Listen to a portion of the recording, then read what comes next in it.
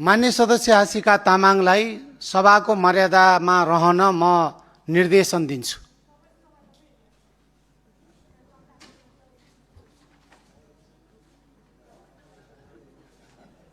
बसौँ मान्य सदस्य।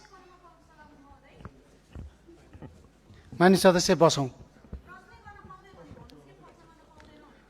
मान्य सदस्य हाम्रो नियमावलीले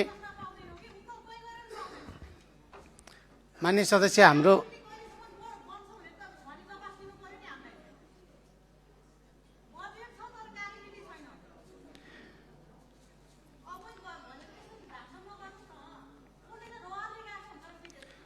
मान्य सदस्यलाई मैले बोल्न समय दिएको छैन। बसौँ।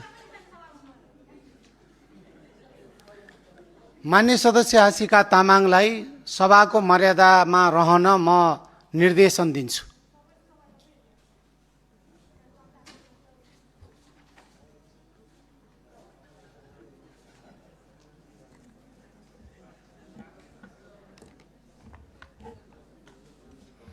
मान्य सदस्यहरू, अब सम्माननीय प्रधानमन्त्री बालेन्द्र शाहको तर्फबाट माननीय कानुन न्याय तथा